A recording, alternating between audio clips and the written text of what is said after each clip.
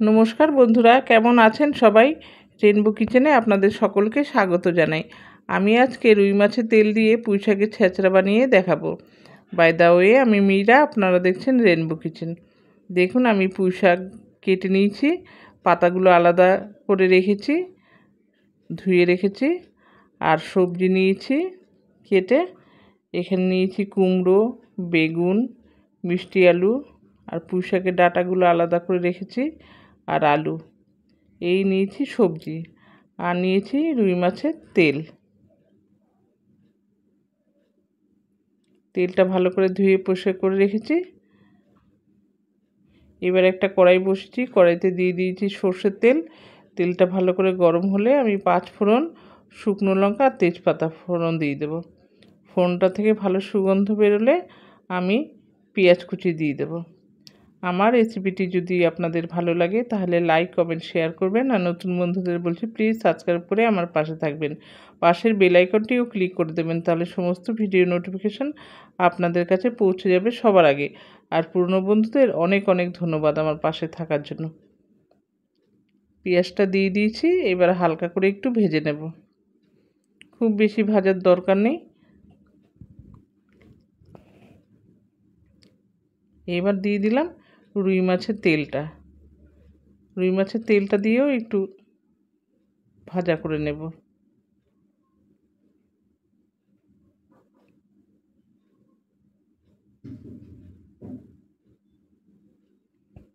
এবার দিয়ে দেব 1 চামচ আদা, রসুন আর কাঁচা লঙ্কার পেস্ট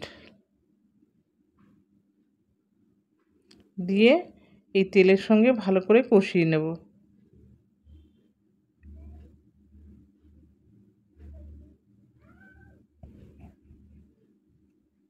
এবার দিয়ে দিলাম 1 চামচ হলুদ গুঁড়ো,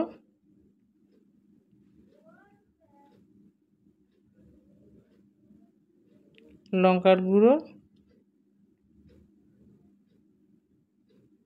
জিরে গুঁড়ো,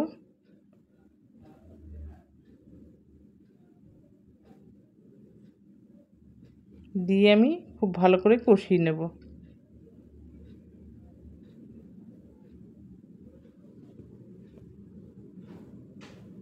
এবার দিয়ে দেবো পুঁই শাকের ডাঁটা, আলু, মিষ্টি আলু।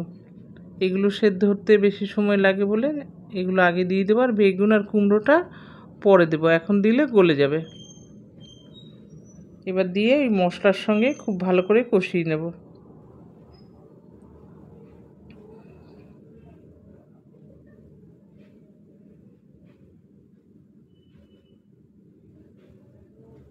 দেখুন, মশলার সঙ্গে কষানো হয়ে গেছে।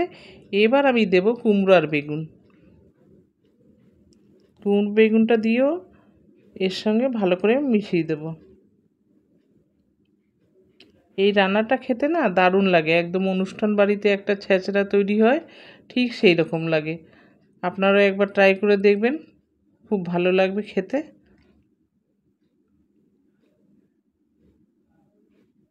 আমার তো ভীষণ ভালো লাগে এইভাবে রান্না করলে।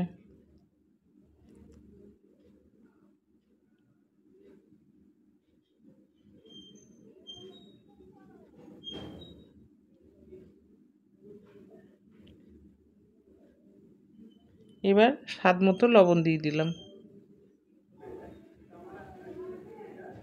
দিয়ে ঢেকে রাখলাম। এবার ঢাকনাটা খুলে আবারও একটু সব নেড়ে চেড়ে মিশিয়ে দেব।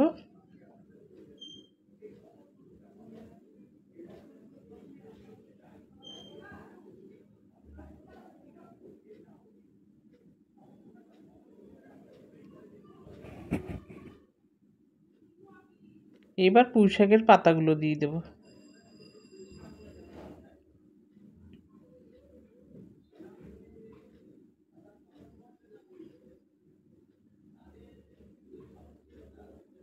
এবার ঢেকে রাখলাম।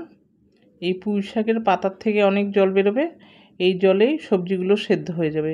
আমি আর জল দেব না এর মধ্যে। দেখুন কতটা কমে গেছে। এবার আমি আবারও ভালো করে নেড়েচেড়ে মিশিয়ে দেব।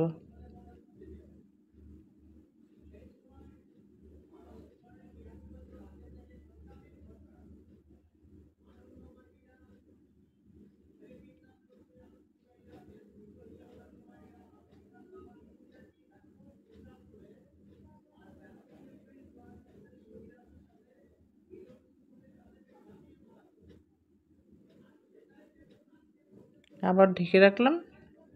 আমি ঢেকে ঢেকে রান্নাটা করব। দেখুন সমস্ত কিছু সেদ্ধ হয়ে গেছে। এবার আমি কয়েকটা কাঁচা লঙ্কা দিয়ে দিলাম, ফ্লেভারটা ভালো লাগবে। আর দিয়ে দিলাম স্বাদ মতো চিনি। পুঁই শাকে একটু মিষ্টি দিলে খেতে ভালো লাগে। তারপরে আবারও নেড়ে চেড়ে মিশিয়ে দেবো।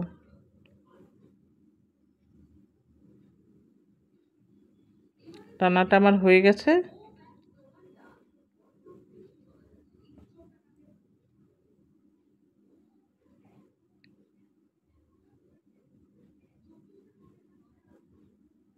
এবার আমি ঢেকে রাখলাম, 10 মিনিট পর সার্ভ করে নেব। দেখুন আমি সার্ভ করে নিয়েছি, কি সুন্দর হয়েছে। আবার দেখা হবে পরবর্তী ভিডিওতে। ভালো থাকবেন, সুস্থ থাকবেন। ধন্যবাদ।